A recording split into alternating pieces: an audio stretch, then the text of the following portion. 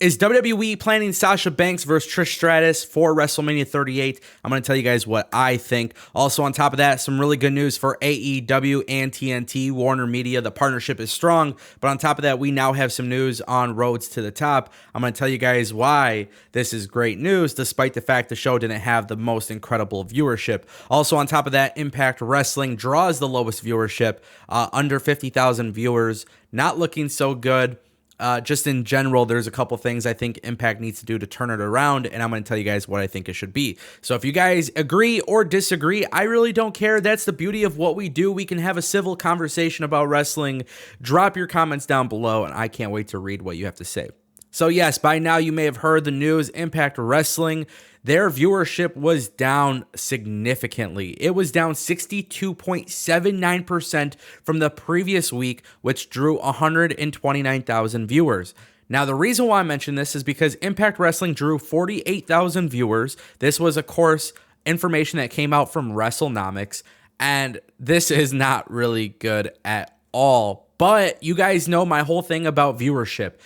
For the most part, it doesn't really matter because of the way viewership is calculated and whatnot. Nonetheless, we know that there is a declining popularity of Impact Wrestling, despite the fact that I think Impact Wrestling offers the most consistent storytelling out of any wrestling promotion. Despite the fact that a lot of people hate when I praise Impact Wrestling, usually those people who are saying that are the ones who haven't watched since like Eric Bischoff and Hulk Hogan were there.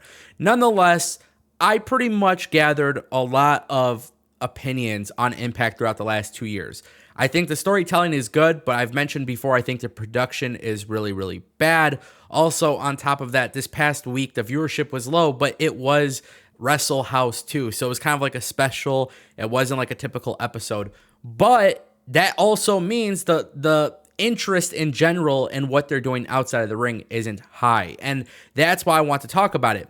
I think Impact, as there's a lot of rumors about who they might be signing. Obviously, they have a forbidden door policy that has been opened with other companies. Right now, they seem to benefit a lot from working with New Japan. Obviously, they work with AAA, which is great. My belief is this. Impact Wrestling, in terms of the overall product, is really good, but they got to change their production. They got to increase that level of production. And I don't know what kind of situation they are in terms of getting a TV deal and stuff like that. I know Anthem owns Access TV, but honestly, you got to get away from that channel. You got to be on a channel that is more accessible in more homes. And also, you got to make your content easily accessible. A lot of people are confused with Impact Wrestling. Are they on Twitch? Are they on YouTube? Insider memberships. There's a lot of ways to watch it. And then you got Pluto TV. There is a lot of confusion on how to watch Impact Wrestling, and Impact needs to address that. I really, really think Impact Wrestling also needs to get into larger venues. For those who don't believe Impact can't do that, I disagree. I think Impact Wrestling in 2019, I believe it was 2018 or 2019, for a while they were doing WrestleMania weekend shows, and they were filling up the place. So I'm just saying from previous experience, I think Impact Wrestling could do it, and I hope it gets people interested. Presentation matters, and I think that's the issue.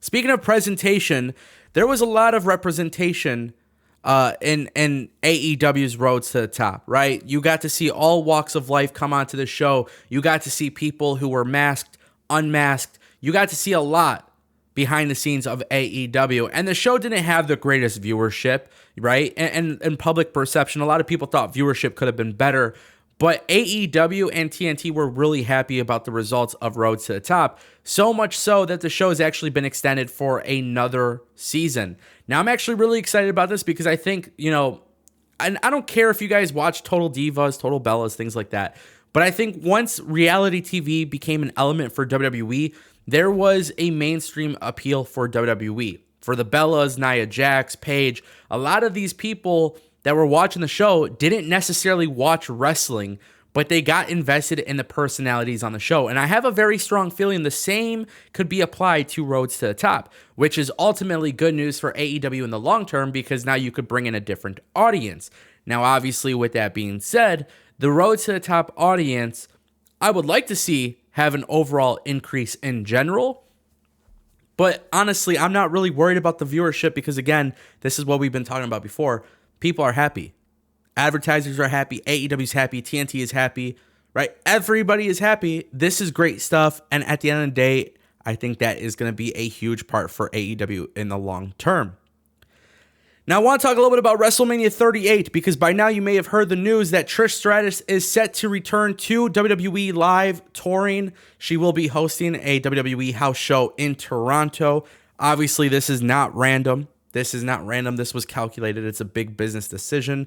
Obviously, WWE does live tours, but since the arrival of the pandemic, as you know, live touring isn't a normal thing anymore. It's kind of like a couple cities and then they take a break and whatnot. Whatever it may be, WWE has Trish Stratus doing a tour, she is hosting the WWE tour in Toronto. Now, obviously, that's the birthplace of Trish Stratus, so it overall just makes a lot of sense.